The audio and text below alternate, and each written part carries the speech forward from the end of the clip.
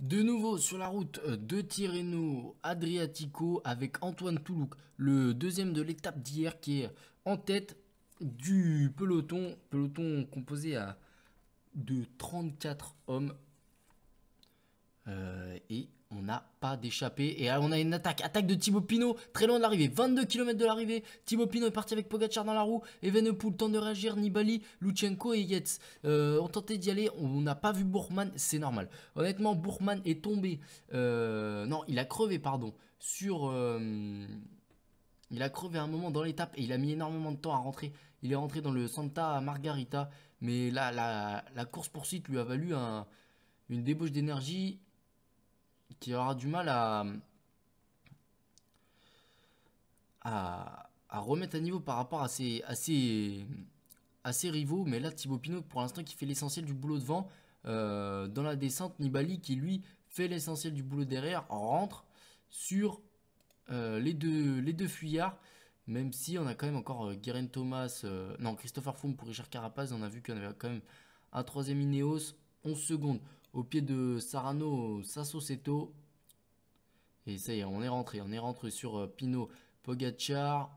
On a vu à l'avant que c'était quand même Pinot qui faisait l'essentiel du travail. Et alors qu'on voit Carapaz qui est pas dans les meilleures dispositions, il semble pas être ultra à l'aise. Donc je pense que le leader du Team Ineos c'est Christopher Froome. Mais en tout cas, le leader du Jumbo Visma, c'est sûr que c'est Tom Dumoulin parce que à l'avant là, c'est Steven Kruijswijk qui s'est mis en tête. Et on a une attaque de Pogacar encore une nouvelle fois. Pogacar qui va, cette fois Pinot reste aux côtés de son coéquipier David Gaudu. Et c'est surtout que Pozzo Vivo en fait les frais. On va aller voir plus près des coureurs. Et Christopher Froome y va, le vainqueur du Tour de France, qui prend la route d'un autre vainqueur du Tour de France, c'est Vincenzo Nibali. Il y a Dumoulin qui tente d'y aller, Yates et Pinot qui lui va au train avec Bourman dans la roue. Et les deux, enfin Pinot a attaqué et maintenant il se retrouve lâché dans ce Sarnano Sassoteto. Et un groupe de 3 à l'avant, Nibali, Froome, Pogacar, Dumoulin seul en chasse-patate. Et Yates s'est fait lâcher par Dumoulin. Et là, il est à l'arrière. Et il semble pas être au mieux. Hein. Notre ami Simon Yates et Pinot non plus semble pas être au mieux. Je pense que les trois de devant sont les plus forts. Ils ont une minute d'avance sur le groupe du français. Nibali, Froome, Pogacar, Dumoulin, ça va être dur pour rentrer. Mais pourquoi pas, il y en a un qui joue très bien depuis tout à l'heure et qui est dans tous les coups, c'est Tadej Pogacar. Depuis tout à l'heure, il n'en a pas placé une. Hein. Il n'en a pas mis une. Et Bourman à l'arrière qui se met en tête et qui lâche Simon Yates. Simon Yates va perdre son maillot bleu, c'est officiel. Et à l'avant, attaque de Christopher Froome. Christopher Froome, Pogacar une nouvelle fois dans la roue, je vous dis. Lui, il est jamais investigateur, mais il est toujours là, au bon endroit, au bon moment. Est-ce qu'il va pouvoir déposer Froome? Froome qui s'est relevé sur les pédales, on a vu, il a tenté de sortir, Pogacar a réussi à rentrer. Et alors que Bourman et Dumoulin, Bourman et Pinot tentent de revenir sur le duo Froome, bon, ils sont quand même à une 20, ils sont loin. Froome, Pogacar, on en a de partout là. On en a vraiment de partout. L'écart entre Froome et son compatriote Simon Yates, là on va le voir dans le virage, est de 2 minutes 30. C'est énorme. C'est énorme. Là on va arriver dans des pourcentages moins difficiles maintenant sur ce Sarnano. Mais là, regardez, 2 minutes 30 d'écart entre Froome et Pogacar. C'est vraiment les deux plus forts. On a Nibali qui est toujours en balance à une petite quinzaine de secondes. Il revient. Au fur et à mesure, Vincenzo Nibali, 3 km du sommet, il va peut-être pouvoir accrocher les deux hommes devant. Derrière Nibali, on a Dumoulin. Ensuite, on a duo Bourman-Pinot. Caruso et seul aussi dans la pampa devant Simon, intercalé entre Pinot et Simon Yates. Simon Yates, c'est lui qui est avec Lutsenko. Très belle montée hein, d'ailleurs de Lutsenko. Devant Nibali a réussi à rentrer. Hein. Information très importante. Kruijswijk, Gaudu, après Evenepoel aussi, et relâché Carapaz aussi. Carapaz et Mas. Mas est derrière Betancourt et Soler, c'est ouais, légère déception. Et même déjà derrière Lutsenko, alors que les trois de devant ont passé l'arche du dernier kilomètre. Et là, tout va se jouer au sprint. Le meilleur puncher, je pense que c'est Pogacar. Mais Nibali, qui est le plus fort finalement, c'est lui qui a le mieux géré son effort. Ici, le requin de Messine qui vient croquer Pogacar et Froome au sprint. Dumoulin va venir faire une belle place à une petite cinquantaine de secondes. Et Bourman va venir, qui était très fort aujourd'hui. Hein. il a perdu un peu plus d'une minute 10, une minute 15 peut-être, mais il était vraiment très fort aujourd'hui parce que je vous dis, il a vraiment chassé pendant énormément de temps. Je dirais qu'il a chassé du, du bas de la Forza di Ancarano jusqu'en haut du Santa Margarita. Donc il a bien chassé 25-30 km. L'Allemand, et là c'est le groupe des débattus avec Henrik Mas qui est décevant une nouvelle fois. Lui qui l'année dernière on l'attendait mieux sur le Tour de France notamment. On s'est dit qu'il était parti du côté de Movistar pour prendre du galon et avoir une équipe autour de lui pour les grands tours. Lui le deuxième de la Volta 2018. Et finalement, pour l'instant en tout cas c'est pas un choix payant pour l'Espagnol Enric Mas qui est considéré comme la relève de Alberto Contador notamment. Donc c'est pas rien non plus à apporter, c'est peut-être pour ça qu'on l'attend un peu trop. En ce qui concerne les favoris, Vincenzo Nibali va sûrement revêtir la tunique bleue, même c'est sûr, hein, il va revêtir la tunique bleue, Vincenzo Nibali. Et on a une information très importante au maillot vert, c'est Alexis Brunel va garder son maillot vert. Il n'y avait que 5 points à prendre ici en haut de ce Sarnano Sassoteto. Et Alexis Brunel a pu prendre des points. Il y avait 15 points à prendre, hein, parce que les deuxièmes catégories sont classifiées de même façon que les troisièmes. Et donc il y avait 15 points à prendre aujourd'hui. Et en plus, comment s'appelle-t-il?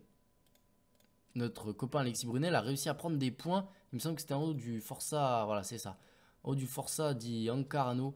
Il n'y avait plus que Guerrero qui était échappé devant une échappée qui s'était formée dans la première partie de l'étape avec Flores et Caicedo et Enrico Battalin qui a accompagné Rafael Guerrero. Rafael Guerrero était le seul survivant en haut de la Forza di Ancarano et s'est fait ensuite reprendre dans la plaine le cours de la IF Education First.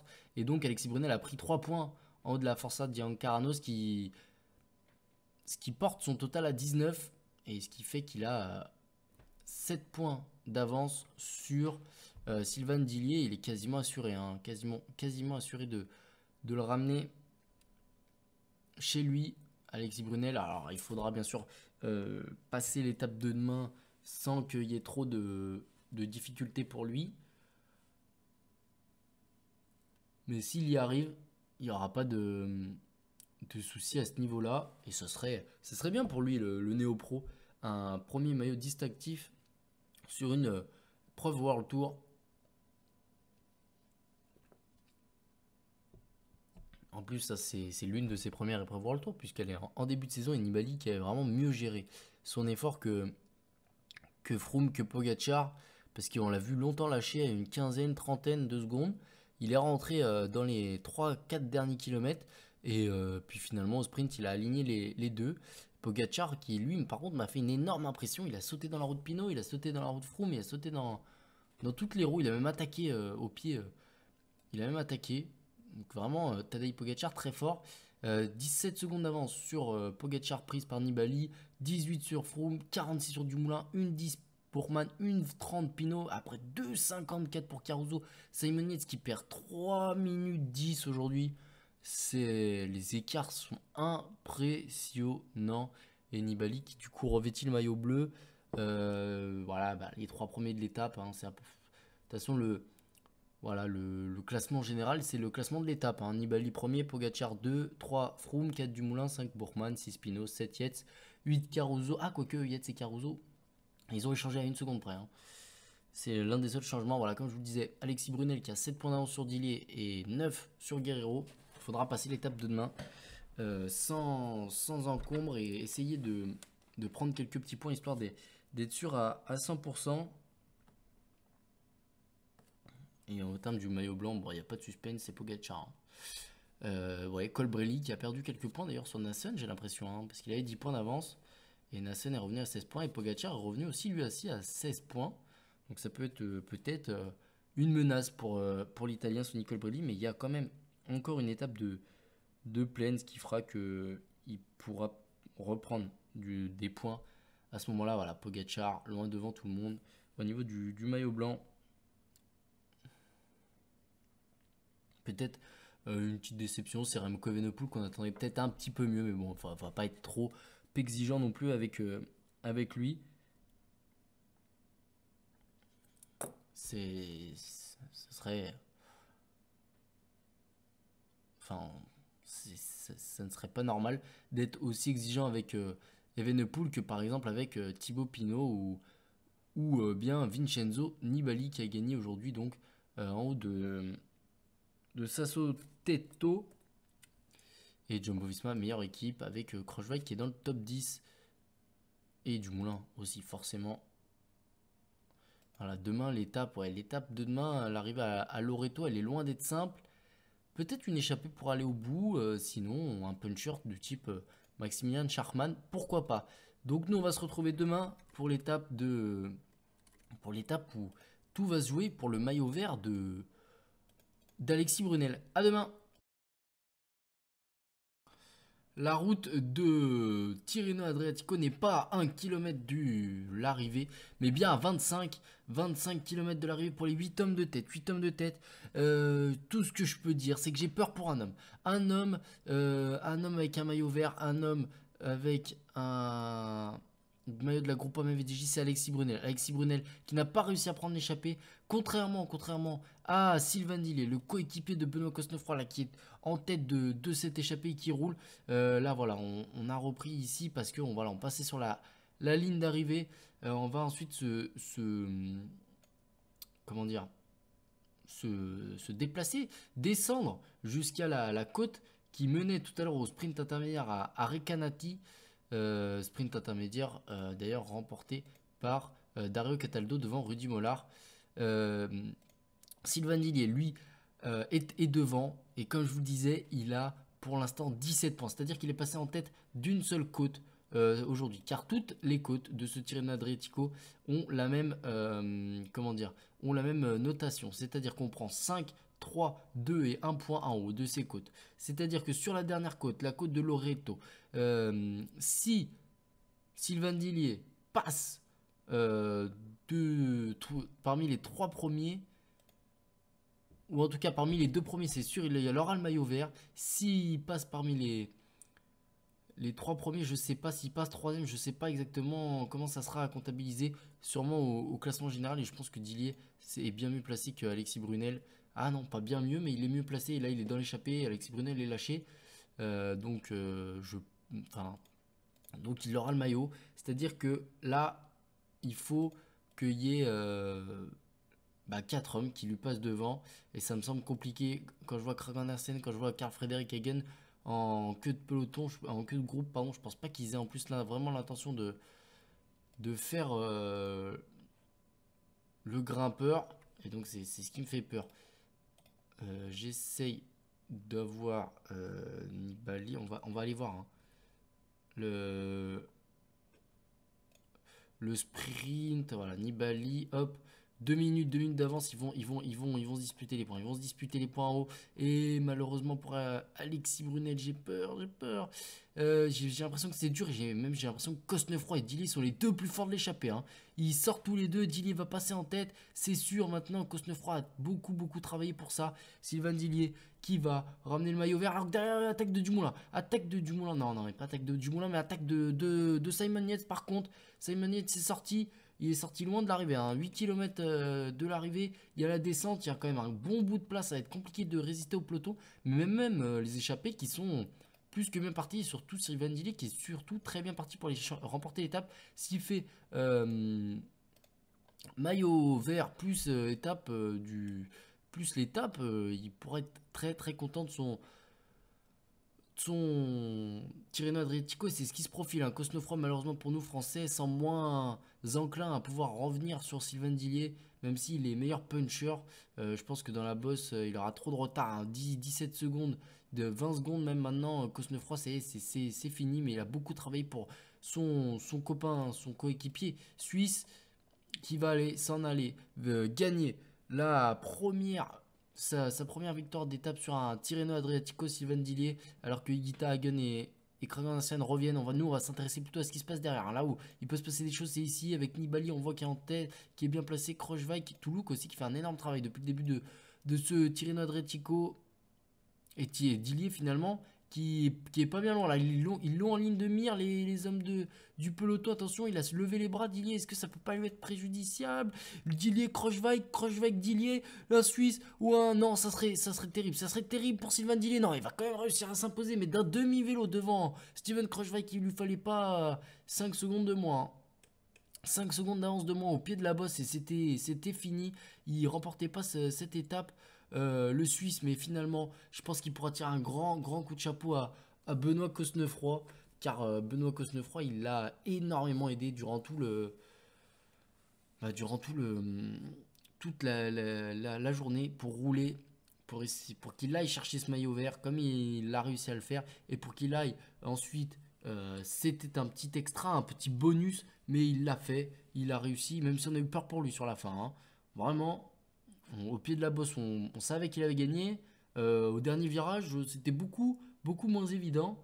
Et finalement, d'un demi-vélo, il vient s'imposer devant Steven Kruijswijk et Vincenzo Nibali qui prend encore des bonifs pour se mettre à l'abri pour le contre-la-montre d'après-demain.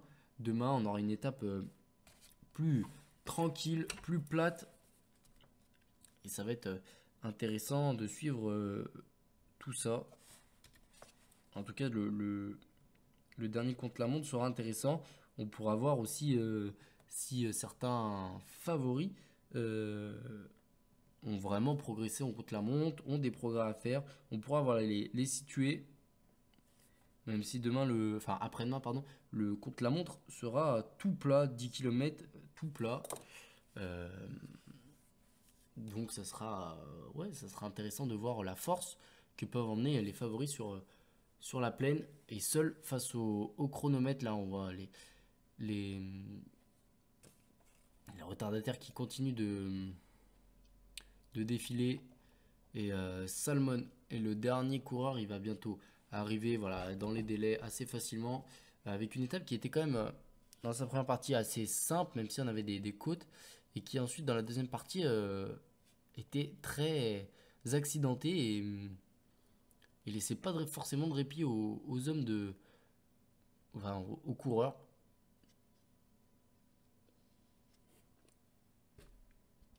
Là, on voit le final là où Dillier, vraiment, il lui fallait pas 100 mètres 50, même 50 mètres de plus. Je pense qu'il 50 mètres de plus et c'était fini pour lui. Vraiment, la ligne blanche était tracée parfaitement au bon endroit. Vous voyez, il lève les bras au dernier virage, puis il reprend vite son guidon pour remettre du braquet parce que Krochweig et Nibali arrivaient à une vitesse.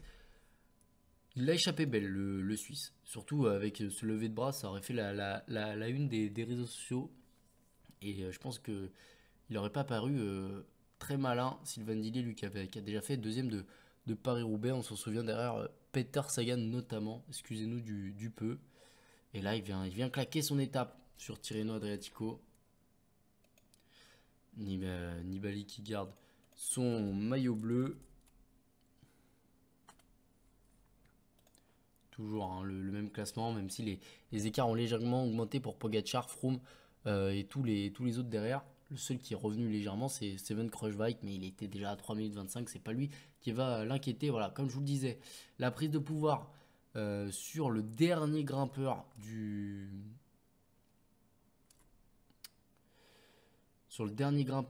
ce Tirreno Adriatico de Sylvain Dillier. Sylvain Dillier, lui qui avait déjà gagné sur le Tour d'Italie.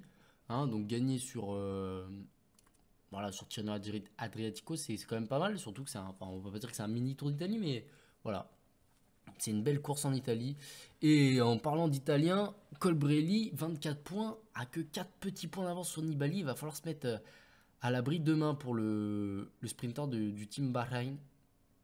Et Pogacar, lui qui par contre, lui s'est mis à l'abri. Pour le maillot blanc, la meilleure équipe, c'est le team Jumbo-Visma, comme hier. Et le team Ineos est deuxième à 28 secondes. Là, on peut avoir une belle bataille hein. Sur le dernier contre la montre, ça peut être intéressant. Avec cette arrivée à Loreto aujourd'hui, en haut de la côte de Loreto. Demain, voilà, comme je disais, demain ça va être plus calme. Je pense pas qu'il y ait des grimpeurs sur cette étape. Et puis le dernier contre la montre. Allez, on se dit à demain avec une arrivée très probable au sprint. Eh bien, bonjour à toutes et bonjour à tous. On se retrouve une nouvelle fois sur la route de Tirreno Adriatico avec, vous le voyez, en bas de votre écran, un scénario assez inédit avec des un peloton qui arrive au sprint intermédiaire, tout simplement. Il y a encore un point à se disputer pour eux. Et donc ils le font. Ils sont à 37 km de l'arrivée. Tandis que l'échappée, elle, compte un tour d'avance et est à uniquement 17 km de l'arrivée. Dans cette échappée, on a Joseph Cerny qui est en train d'attaquer là. Il emmène dans sa roue Pedersen, pas le champion du monde, le coureur de la Sunweb, et Staciotti. Staciotti, lui, il a souvent tenté de prendre les échappées, souvent sans succès. Il a été hyper actif sur Tirreno Adriatico et ça serait que juste récompense que il aille gagner cette étape. Maintenant, il y a Casper Pedersen à passer, il y a Cerny, même si Cerny semble être lâché là de ce groupe, emmené par Pedersen qui a contré le Tchèque, un Tchèque, un Danois, un Italien, pour se jouer une victoire à 11 km de l'arrivée maintenant. Et pour l'instant, Staciotti, c'est celui qui a la meilleure tactique. Pour l'instant, il a fait que suivre les coups. Il a pas été, il a rien tenté de lui-même. Et là, il va collaborer avec Pedersen pour pas que Cerny puisse rentrer. Même si Pedersen est son plus gros adversaire au sprint, hein. Staciotti, c'est lui qui est censé théoriquement avoir la meilleure pointe de vitesse. Maintenant, il pleut. Ça fait un bout de temps qu'ils sont devant. Après, bon, ils ont quand même 27 minutes d'avance sur le peloton, donc ils n'ont pas roulé non plus comme des malades pour essayer, espérer aller au bout ici à Senigallia. Et Pedersen qui en remet une, Cerny qui est de nouveau lâché, Staciotti encore une nouvelle fois dans la roue, même s'il semble avoir un peu de mal à tenir tout juste la roue de Casper Pedersen. Alors, est-ce qu'il y a un lien entre Casper Pedersen et Mats Pedersen? Peut-être, c'est à voir. Les deux sont danois, les deux s'appellent Pedersen, je sais pas. Pourquoi pas? Mais 2,5 km de l'arrivée, on se concentrera après sur le peloton et peut-être qu'on aura des choses à dire. Mais là, oh, Pedersen qui lance et c'est Staciotti là qui va aller le déposer, qui va aller remporter cette étape ici à Senigallia. Il a été, comme je vous l'ai dit, il a suivi tout le long et il a sauté Casper Pedersen dans le dernier sprint, dans le sprint final. Il a été le meilleur tactiquement, Staciotti. Et alors qu'on a des cassures dans le peloton, ça c'est intéressant. Ça peut être important, notamment une grosse cassure là. Est-ce qu'on a un homme classé au général?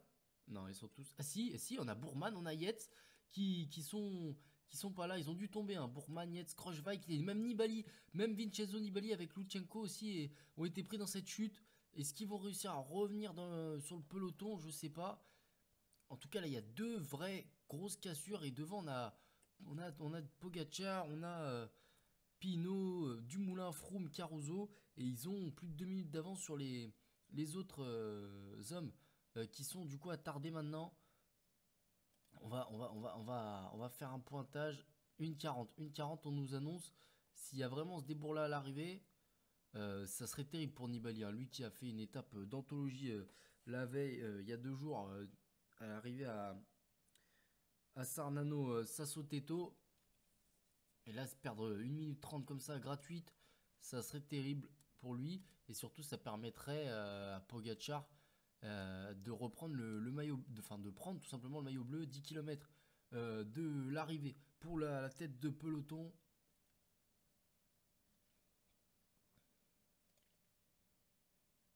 Ouais, on voit que en plus le groupe de, de Krochweik c'est grandement amenuisé. Est-ce qu'ils vont pouvoir réussir à rentrer? Parce qu'il y a eu une 30 d'avance, de retard, pardon, mais sur la queue de peloton, hein. Enfin, sur la tête de peloton, donc sur la queue, il y a beaucoup moins. Et j'ai l'impression que Sepulveda va réussir à faire la jonction à 6 km. Ça y est, ils ont réussi à faire la jonction. Faut pas qu'il y ait d'autres cassures parce que là, il y a des virages. Faut pas qu'il y ait de chute. Faut pas qu'il y ait d'accro. Mais non, c'est bon. Ils vont réussir à s'en sortir. Et maintenant, place aux sprinters. Et Colbrelli, peut-être qu'il va vouloir renforcer son maillot, mais je le vois pas du tout, Colbrelli. Je vois Vianney, je vois Nizzolo. Et qui se regarde, il se regarde Van Aert, peut-être pour en profiter. Et c'est Degenkolb et Mesgeg qui lancent plein cadre de la route.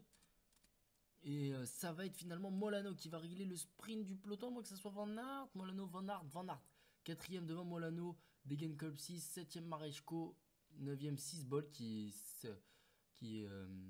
se montre de nouveau, tout comme Nassen qui fait 10ème. Et Vianney qu'on avait vu bien placé, est resté dans la route Nizzolo et finalement il fait 11ème. Il aura peut-être dû lancer de loin Viviani quitte à tout perdre.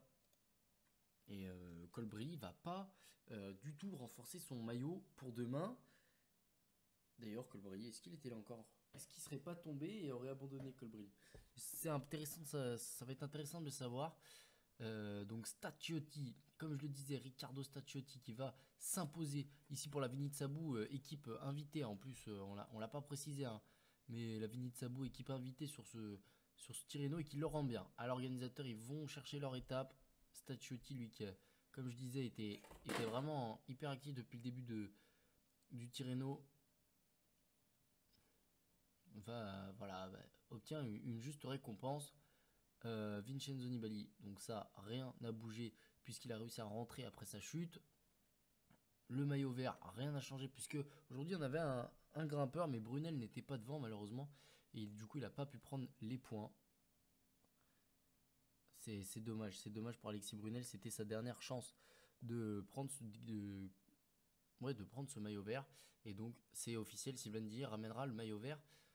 Non, il est toujours là, Colbrelli. Et Staciotti, du coup, ouais, voilà, c'est bien replacé avec l'étape du jour. Mais ouais, donc Sylvain Dillier, officiellement, meilleur grimpeur de Tirreno Adriatico, c'est officiel. Ce Nicole Colbrelli, par contre, meilleur sprinter, c'est loin d'être officiel. Nibali, je pense, peut lui poser des problèmes s'il fait une belle place demain et qu'il prend des points. Pogacar, meilleur jeune, ça aussi, c'est pas officiel, mais bon, c'est en très très bonne voie.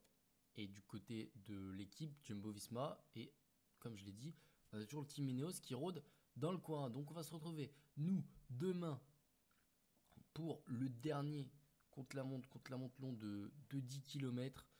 10 km autour de San Benedetto del Tronto. Et ça sera le juge de paix finalement de ce Tirreno Adriatico parce qu'on ne sait pas encore qui va le remporter. A demain pour le final de ce Tirreno Adriatico. Le gong du dernier contre-la-montre de ce Tirreno Adriatico a été frappé. Et c'est Steven Kruijswijk, le 9ème du classement général, qui s'élance sous nos yeux. Bon, 7ème, c'est Simon Yates à 3,07. C'est le premier favori qui va s'élancer, mais il est à 3 minutes 07. On le rappelle, de Vincenzo Nibali, il ne va pas vraiment nous intéresser. Seul truc qui va nous intéresser avec lui, c'est savoir si Kruijswijk ou même Caruso peuvent le dépasser. Et est-ce que Pinot va pouvoir revenir aussi, reprendre 20 secondes sur Bourkman? C'est une belle interrogation sur ce contre-la-montre de 10 km. C'est pour l'instant Juan Dennis qui est leader et loin devant, enfin pas loin, mais il est juste devant Evenepoel à 5 secondes. Evenepoel, mais après Stephen Kung est à 18 secondes sur 20 km, sur 10 km, pardon, ça fait beaucoup.